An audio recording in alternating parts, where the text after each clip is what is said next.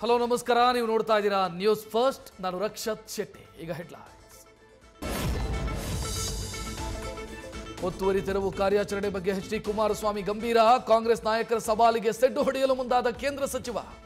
ಶೀಘ್ರದಲ್ಲೇ ಜಮೀನು ಖರೀದಿ ದಾಖಲೆ, ಕಂದಾಯ ಇಲಾಖೆಯ ಸರ್ವೆ ವರದಿ ಜನರ ಮುಂದಿಡಲು ಪ್ಲಾನ್.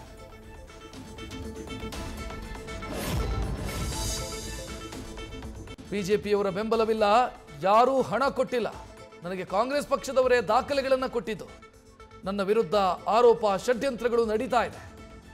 ಸ್ಫೋಟಕ ಹೇಳಿಕೆ ಕೊಟ್ಟ ಮೂಡಾ ಕೇಸ್ನ ದೂರುದಾರ ಸ್ನೇಹಮಯಿ ಕೃಷ್ಣ.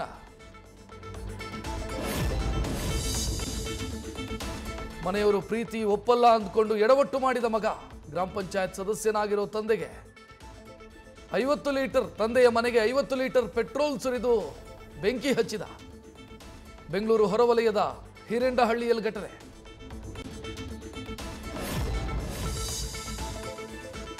ಟೆಂಡರ್ಗೆ ಅರ್ಜಿ ಹಾಕಿದ್ದ ವ್ಯಕ್ತಿಯ ಮನೆಗೆ ನುಗ್ಗಿ ಹಲ್ಲೆ. ಹಿರಿಯೂರು ಯೂತ್ ಕಾಂಗ್ರೆಸ್ ಉಪಾಧ್ಯಕ್ಷನ ಗೂಂಡಾಗಿರಿ. ಕಂದಿಗೆರೆ ಜಗದೀಶ್ ಎನ್ನೋರ ಮನೆಗೆ ನುಗ್ಗಿ ಕೇಶವ್ ಎಂಬಾತನ ಹಾವಳಿ. ಹಲ್ಲೆಯ ದೃಶ್ಯ ನ್ಯೂಸ್ ಫಸ್ಟ್ಗೆ ಲಭ್ಯ. ನ್ಯೂಸ್ ಫಸ್ಟ್, ನಿರ್ಭೀತಿಯಿಂದ ನಿಮ್ಮ ಪರವಾಗಿ.